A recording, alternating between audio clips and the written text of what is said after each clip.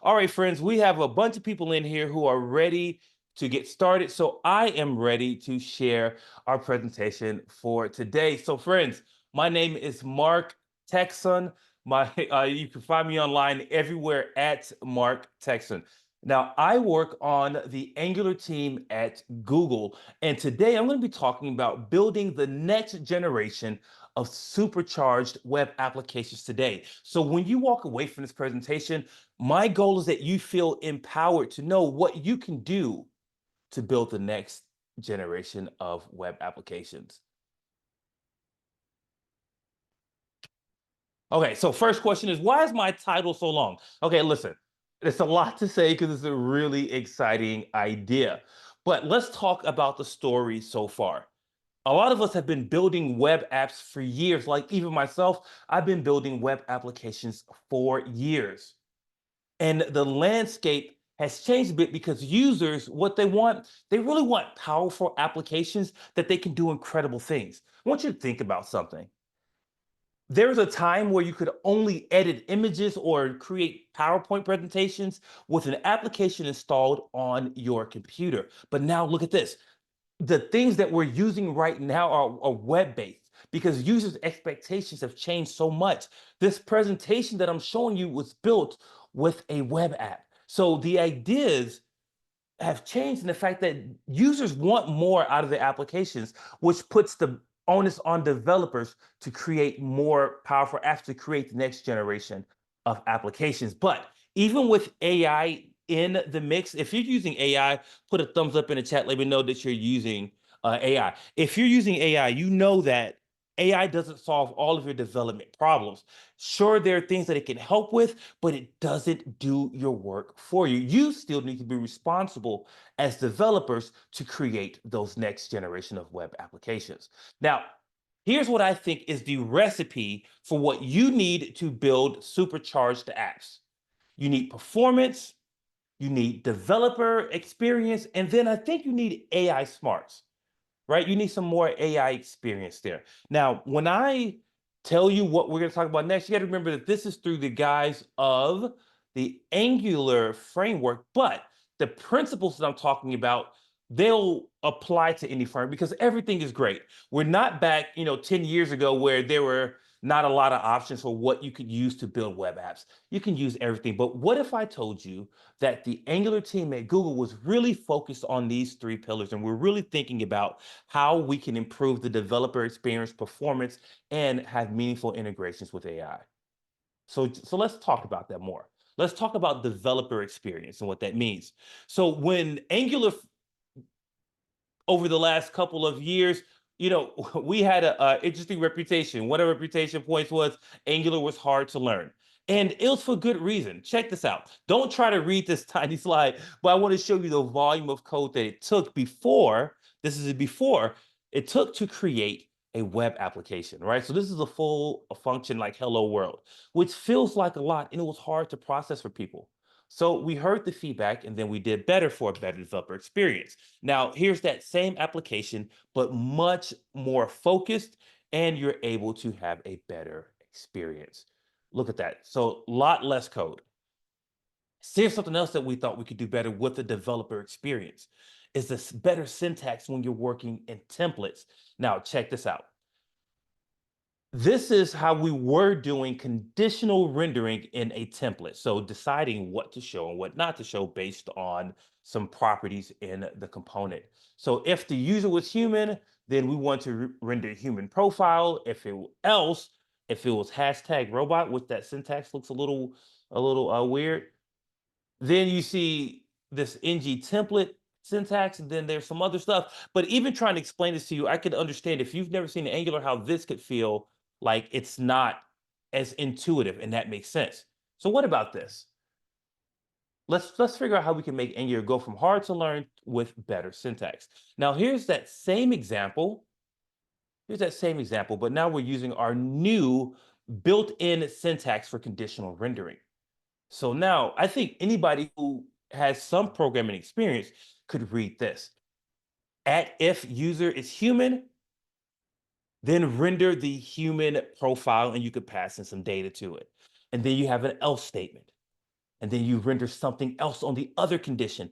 And then you have your fall through condition if neither of your else or if are met. So now, even if you don't write Angular code, this becomes a better experience because you can read this and get a pretty strong idea about what's happening. So some of you in the chat are probably thinking like, all right, Angular, I haven't used it, but I'm a little interested. So show me some more. Okay, I'm going to show you some more ideas about how we're really trying to improve the world. Let's think about modern reactivity. Reactivity is all the rage right now. People are thinking about reactivity in form of how do you update your UI based on the changes to your data? Now, thanks, Ashley. Sounds good. Thanks for coming in. Thanks for the support. Here's something that's more interesting. We used to have this idea called automatic reactivity, and it's where we wanted to remove the reactivity problem from you as a developer, where we didn't want you to even have to think about it. But that had a different problem. It was problematic at scale. So us abstracting the reactivity layer so much meant that when people built scalable apps, they ran into problems because they needed more fine-grained control. So that led us to building what we call Angular signals. Right now, Angular signal is based on three components. All right, you have signal, computed, and effect. Now, a signal overall is this idea that there's a container, there's a box that holds a value, just like a variable. But here's where things get really dope. That variable, when the value internally changes, it can signal out to anyone who's been listening. So anyone in the context who cares about that value. It can send a signal. You see what we did there? I know. I'm sorry. Dad jokes. It can send a signal out and let you know that the data has changed. Now, this opens up new possibilities for really fine-grained interactions and reactivity in Angular. Here's what it looks like in practice. You have a signal with first name, signal with last name. Now, before, if you wanted to keep track of when first name or last name changed, you'd have to do some if statements, some conditional imperative logic. This is straight up declarative and reactive. We set it up, and then if it changes, we can do something. Now, if you want to use it in the template, which gets rendered to the user, you just use the name of the signal, and then we use the parentheses. Those parentheses let us know that's exactly how to invoke it to get the value inside. Angular needs to, okay, I'm looking at the comments. I see people, thank you for being here. Angular needs to send Mark out to speak more often. They do. That's why I'm here today. I appreciate that energy. All right, let's talk about computed. So if you want to derive a new value when one of the values changes, so think about this idea. A computer is just a signal where if you have more than one signal that you're referencing, or even a signal that you're referencing, and you're deriving the value, meaning the value of the computed is based on the internal signals, you can get an update. Now that seems a little complex. Let me show you what it looks like, again, in practice to try to illustrate this more. What about if we took the first name and last name? What's very common on web apps is you want to do full name. But the full name here is based on the first and last name. So if the first and last name update, we want the full name to update. So that's where computed can really help you. And in the template, we use the same syntax. Now, an effect is another part of the signal story. And quickly, what this does is it'll let you say, well, I want to keep track of these signals. And if one of these changes, I want to perform an action. Maybe I want to make an API call. Maybe I want to console.log some value, but I want to perform an action. That's what we're doing here. So inside this effect function that's highlighted, if the last name signal changes at all, this console.log will run. Very cool stuff. But there's more coming. We're working on lots more features to improve the developer experience. Now, let's jump over to performance. And one thing I want to let you know is that we'll have time for questions. So get your questions ready because after we do performance and AI smarts, it's the conversation is going to turn over to you where you can ask me questions and we can talk about this more. Let's talk about lazy loading. Lazy loading is this idea that you can load things later when you need them, right? But not in the moment, which is called eager loading. Right now, a lot of us, we write applications where everything is loaded up front, which can slow down the load time for the user. Now, when you're doing lazy loading, you usually have to do some pretty complex configuration in your router. We decided that we think you can make it better by doing declarative lazy loading at the template. Let me explain. Let's take this example where we have a button where you click the button and then there's a whole recommended movie section component that comes up. It has to make some data calls. So we don't want to call this unless someone actually wants to see the recommended movies. So we want to interact with this button and then trigger the loading of that component. Well, here's how you can do it with our defer syntax. Now, this is not at the router level. This is at the template level. Okay. So we use the at symbol plus defer, and we say on interaction with what? With this load button. So if you interact with the load button, then it's going to let you know, okay, we loaded it. Now I want to do something. So what should you do when you interact? You should load the recommended movies. And this means the JavaScript will be sent from the server to the client only at this time. But what about when you're waiting? Fine, here's what you should render. What about if something goes wrong? This is what you should render. And then what about if I want a placeholder before I started loading just to let people know that something could go here? All right, then you got a placeholder. Now this is at the template level, and we think this is a good idea that's going to help developers build things. And I also think that lots of developers will end up finding more frameworks implementing this level of fine-grained lazy loading. But we want you to be able to take this to your wildest dreams. So we have all these triggers. I just showed you on interaction, but there's when things are idle, there's immediately load things, there's on hover, and you can do custom triggers that you can define what happens based on your data. Very interesting stuff. Here's an actual use case. Bill.com reduced their bundle size by 50% because they were able to defer lots of parts of the application that were not needed. So guess what? Performance for the user was much faster. All right, let's talk about the hydration story. Here's where things get really interesting. Hydration is this idea that I can send you a rendered page with images, text, everything, but no interaction so that the users get a impression of your page immediately. It gets up there immediately, and then we ship all the interaction afterwards. Now, Angular has come a long way in this aspect, and there's some really cool things that we want to do. Now, remember we talked about developer experience and Angular being somewhat difficult.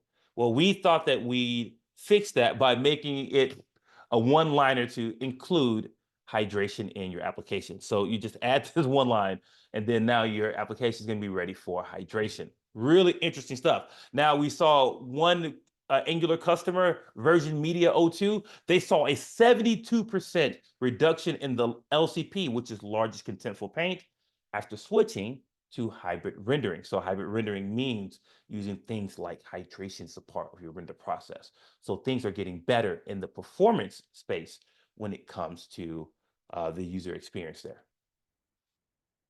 But we want to take this further, and here's something very special I'm gonna give you a sneak peek of. What if you, instead of sending all the JavaScript for every part of the page at the same time, what if you could select parts of the page to hydrate first?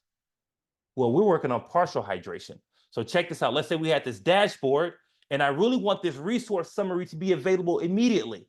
Well, here's what we can do. We're working on a way to have this JavaScript load immediately so users can start interacting. We're working on that right now, and it's looking really good, really promising. We can't wait to show you more.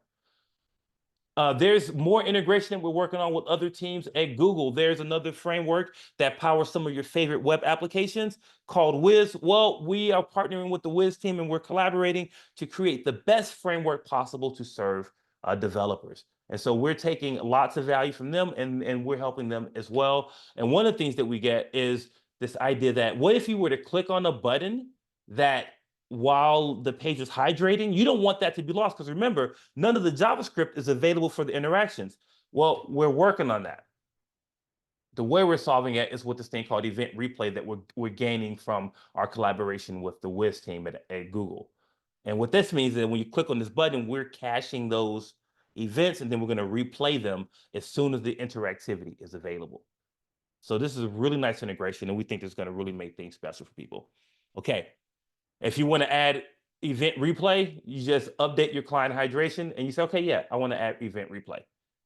Very, very fun stuff. Very, very fun stuff. All right, let's get to the part that I know people are really excited about. Where does AI smarts come into this? So I love this space right now. I'm really interested in how AI can shape the way that we work. I'm not interested in replacing humans with AI.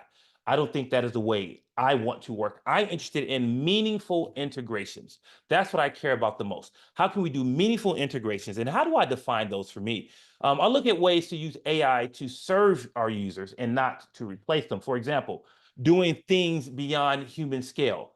That's where AI could really help.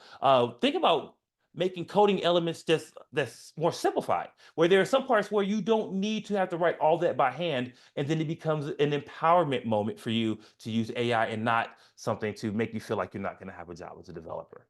And here's something that's really interesting that's emerging right now is doing dynamic user interfaces that are based on data and usage, where AIs and LLMs can generate a user interface based on how people are using your application. See, that's really interesting work. And this isn't about replacing developers. This is about meaningful integrations. So let's get practical. I made this Angular app, right? Which is just like a language practicing app. Okay. And let's see if I can show it to you. So here it is right now. Real quick, because I know we're running a little long on time. I need somebody to type a language that they want to practice on the in the chat, and we're going to do a dynamic example because this is a language practicing app, and you just say what language you want to practice. It can be any language. We can just try it. Let's try Dutch because Dutch is not on the list. I like that example. Let's try Dutch. Let's see what happens. This is a live demo. I'm trusting you, Edward, with your example that'll come up. Okay, so what does hello mean? It means hello. Dog, is that a day? Nope. Is it goodbye? Okay. Danke. I think that's okay. Guten Tag. Sounds like good morning, maybe. Oh, it's not good afternoon, good night. Which one is it? Wait, it's one of these. Oh, am I not clicking it? I don't know. Okay, my app crashed a little bit. That's okay though. But it's supposed to be good night, but for some reason it's not working. But here's what's interesting about this. It is a trick question, Kyle. That's right.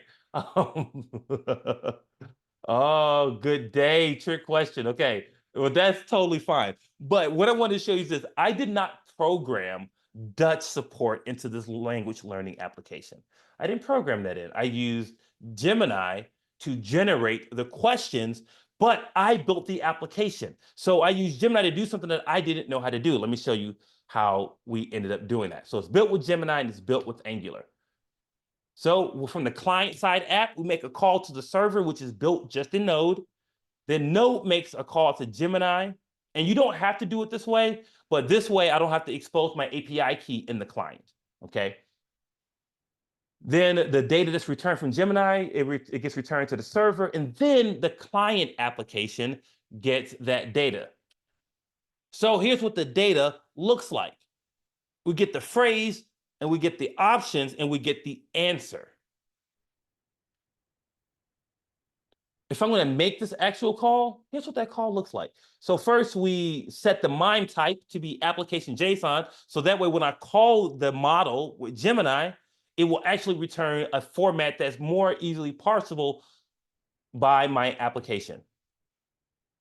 But here's the prompt. Yeah, generate 25 vocabulary words of the language that I pass in. All right. And then I give it some inputs and outputs. So I say, hey, if you get this, here's what the response should look like.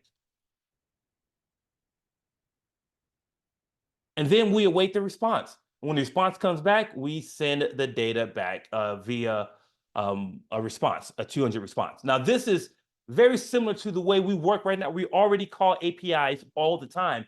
I'm just using Gemini as a really smart API that can do lots of things. I just have to coach it a little bit on what I want out of the story.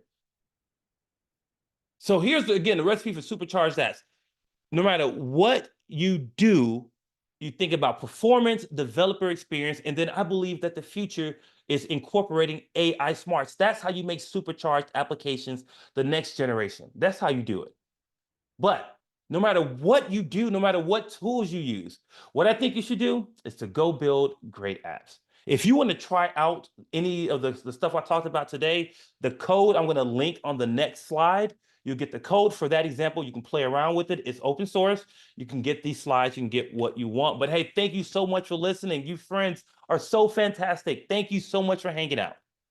Thank you, thank you, thank you. All right, so let's put your questions in the chat, and I am so ready to chat with you, friends. All right, so one person asks, Lorraine says, wonder what the cost is for the API calls after the freebies. Okay, great question about API costs. You should definitely check out ai.google.dev because then you can find out all about what our pricing structure is. And I don't want to misquote it. So I would say go there, and I think we have some really great pricing there, but you should go there and check that out. Okay, Philip Junko says, for these applications, you should consider open AI structured outputs, which came out a few days ago. Sure. Again, so remember what I said. Use what makes the most sense for you, right? If you want to use OpenAI or some other LLM provider, totally go for it. Use what makes sense for you. With Gemini, the way we're doing structured outputs is that you can not only set the MIME type, but you can also do things like set a schema, which I didn't actually show here. But if I want even more structure and refinement of my API call, sorry, of my response to the Gemini API, I can actually define a schema kind of like Zod with TypeScript and provide the schema and let it know like, hey, this is what it should look like. Here's what's, here's what's required, here's what's not, etc. Thomas, I messed up my time zones. That's okay. It's okay. This is recorded, and I hopefully Medium will put this again. Okay, great. Yeah, Brittany says these will be posted later. What are some pitfalls you find with making API AI API? What are some? Okay, let me slow down. I'm talking so fast because there's a lot to say within a short time. Kyle says, what are some pitfalls you find in making AI API calls with dynamic user input? Oh, good question. So here's some of the things so I showed you a pretty primitive example where I'm doing something where I'm interpolating a value that's coming from the user directly into my prompt. So you would probably want to check the prompt for information that doesn't like align with what you're looking for example. Like for my language example, I could probably make a list of, let's say, all the spoken languages, that we know about, right? And then I could probably say if the thing entered doesn't match that one of those spoken languages, then it's not a valid prompt, right? Like we could do something like that. And you should really check your prompts because here's the thing that you are going to run into, that users are going to type all kinds of stuff into your prompts. The same way why you don't necessarily take a database value, because you can do SQL injection right from the URL and let people like directly send in. So it's similar things like that. And we're, as a community, evolving the way that we handle these things. But these are really, really good questions. Ruslan says, I missed the beginning, unfortunately. Is going to be recorded? Yes. Yes. It's going to be recorded and you should be able to see it. All right, we're with a few more minutes left. What other questions can I answer about this? I would love to answer as many questions as I can within our time that we have left. Oh, no problem, Kyle. Jason, welcome. Sia, welcome. So many people came in. Let me make sure that I got all the chat questions here. This is so much fun. I am having a fantastic time with you, friends. Okay, let's see. Did I miss anybody's questions? All right, I got the cost questions. Okay, sounds good. All right, send a lot of love back out to Jack. Thanks so much. Thanks so much for the support.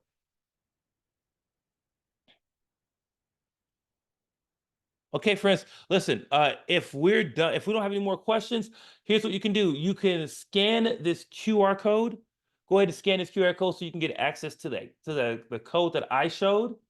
You can get access to these slides and you can contact me and get in touch with me if you'd like to. I can be found everywhere online at Mark Techson. That's at MarkTechson.